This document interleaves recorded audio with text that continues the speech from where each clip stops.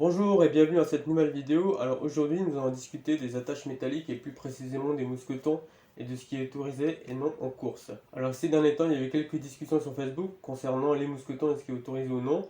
Alors il y a pas mal d'embrouilles, moi-même il y a quelques fois où j'ai répondu et je me suis un peu embrouillé, je pense que ça s'est vu. Alors du coup dans cette vidéo on va essayer de mettre tout ça à plat pour bien clarifier la question. Mais d'abord jingle. Alors en France, il existe 4 fédérations de canicross, donc vous avez la FFST, la FSLC, la CNRC et la FFPTC.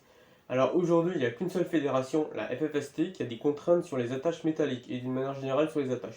Ça veut dire que si vous participez à une course ou que vous êtes dans un club qui n'est pas FFST, vous pouvez utiliser le matériel que vous voulez. Mais à tout moment, vous pouvez vous retrouver sur une course FFST, du coup je recommande quand même à tout le monde d'utiliser du matériel qui est conforme également en FFST. Une dernière chose, alors, les contraintes dont on va discuter dans la suite de la vidéo concernent le canicross, mais aussi le VTT, la trotte, etc. Alors je parle pas trop des attelages parce que c'est pas trop mon domaine, mais je pense qu'ils sont aussi concernés par ces contraintes. Alors, généralement au canicross, on va retrouver 4 types de mousquetons. Vous allez avoir le mousqueton suédois, donc c'est celui-là.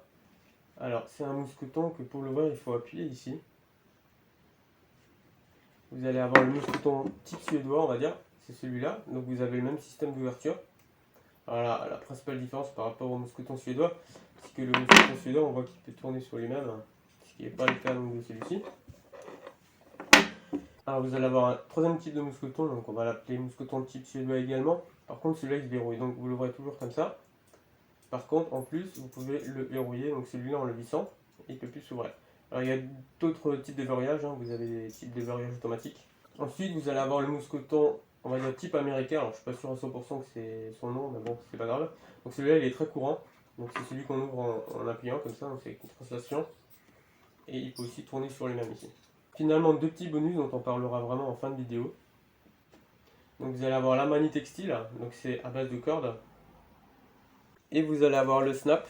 Donc le snap c'est sur le baudrier et c'est un morceau de plastique comme ça. Bien, on va commencer par le premier article du règlement FFST qui contraint un petit peu l'utilisation des mousquetons en course. Alors c'est l'article 79.2.2 qui dit exactement: il est interdit d'avoir toute forme de crochet ou anneau métallique solidaire au bout de la ligne côté conducteur.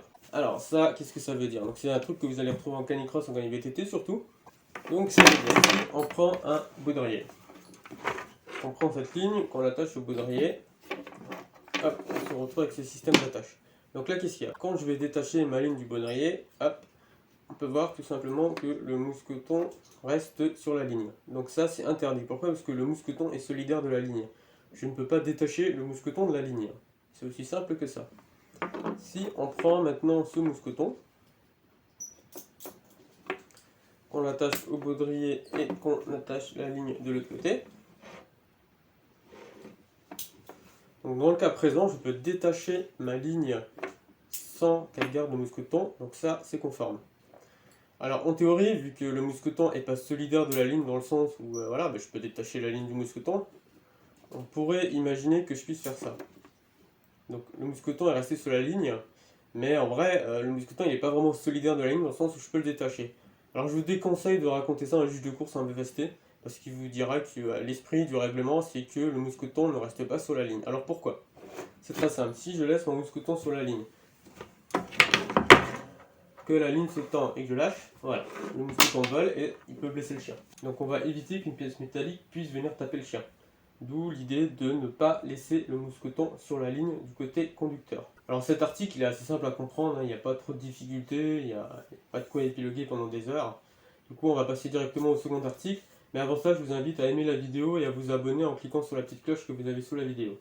Bien, passons au second article. Alors c'est très exactement l'article 8.6 qui dit: l'utilisation de mousquetons suédois type BGB ou similaire est strictement interdit pendant la course ainsi que sur le site de la course. Alors dans cet article, il y a deux points importants. Le premier point, c'est que l'interdiction s'applique pendant la course et sur le site de la course, donc sur la stakeout.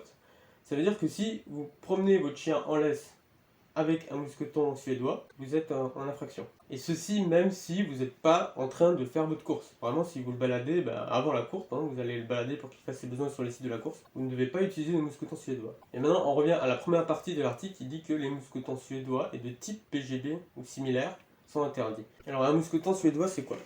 Là, vous en avez un parfait exemple.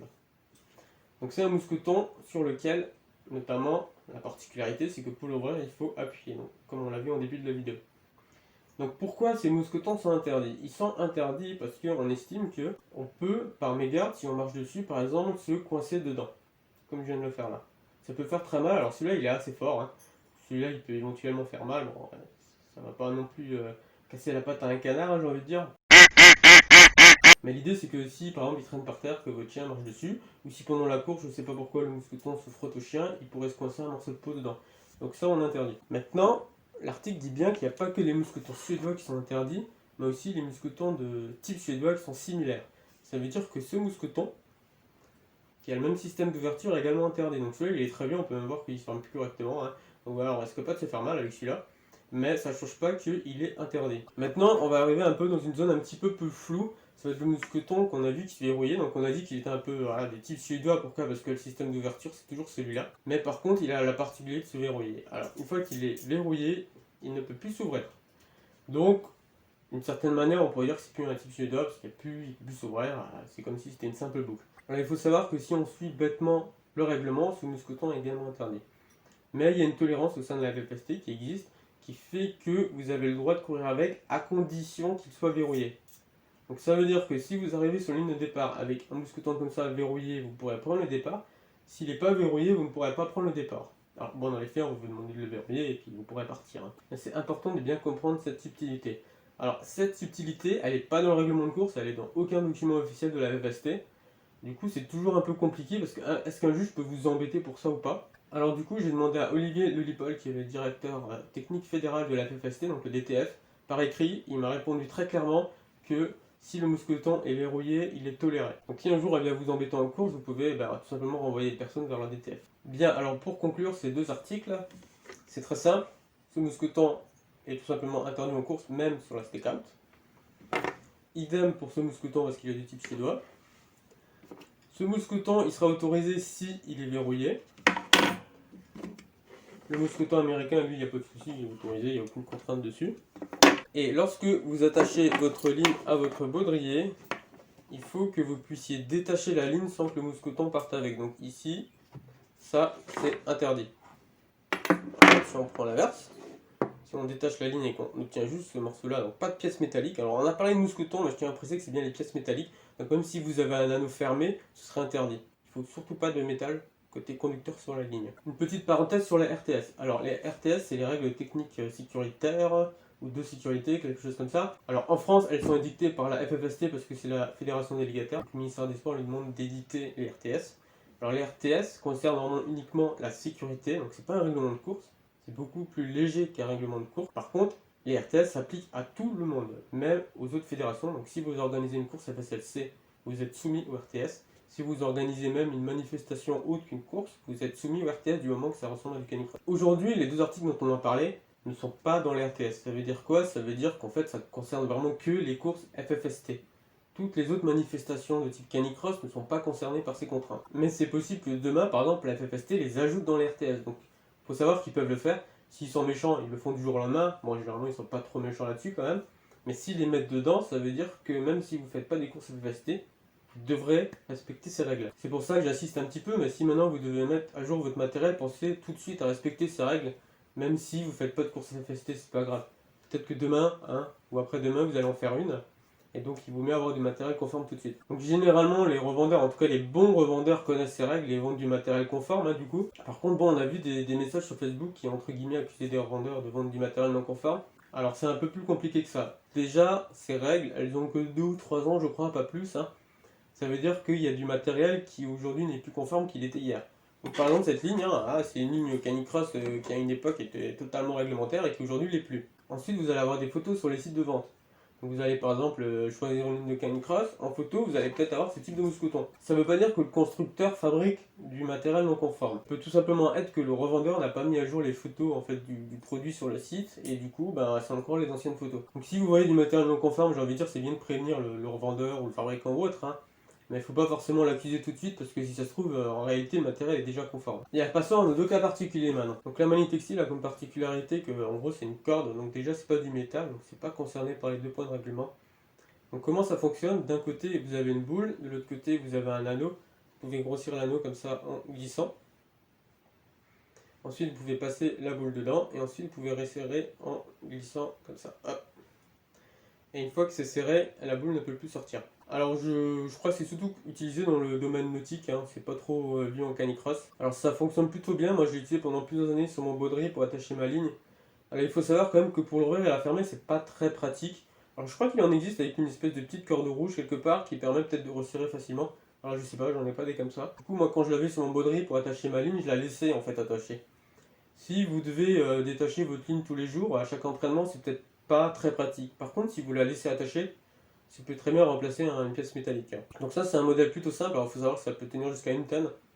Vous avez des modèles de 2-3 tonnes, donc normalement bon avec votre chien une tonne ça devrait suffire, hein, normalement on va dire. Alors maintenant ses défauts, c'est que comme c'est une corde, c'est assez sensible en fait à la boue et à l'humidité et surtout au froid. Donc si elle est humide et qu'il fait froid, ça va geler. Et du coup vous allez avoir plus de mal en fait à l'ouvrir et à la fermer. Donc là moi par exemple typiquement pour la vidéo ce que j'ai fait c'est que je l'ai lavé, hein, je l'ai mis tout simplement au lave-vaisselle en fait pour tout vous dire. Pour qu'elle soit propre et puis que je puisse bien la faire coulisser comme ça. Voilà, alors pour une attache temporaire c'est peut-être pas ce qu'il y a de mieux. Par contre pour une attache qui est un peu plus permanente mais que vous voulez quand même pouvoir détacher assez facilement, c'est plutôt une bonne solution. Et maintenant le deuxième système d'attache un peu particulier. Donc c'est ce qu'on appelle le snap. Alors ça c'est déjà beaucoup plus courant dans le monde du canicross mais surtout dans le monde du mushing. Donc en fait c'est une pièce de plastique dans laquelle vous avez un trou. Donc vous allez passer la corde de votre harnais. Donc du coup vous ne pouvez pas le détacher du harnais, hein. C'est pas l'objectif, hein, il reste sur le harnais. Par contre ensuite vous allez prendre une ligne de canicross, donc celle-là par exemple, qui contient juste une boucle d'un côté. Et vous allez comme ça pouvoir glisser le snap à l'intérieur. Hop. Et votre chien est attaché. Et là ça se détache plus. Alors moi j'utilise ça depuis quelques années, alors j'avoue que j'ai pas ça sur tous mes harnais, mais j'utilise quand même sur certains et ça marche vraiment bien. Donc pour l'enlever c'est simple, hein, vous détendez tout ça, vous tournez le snap et vous le faites glisser.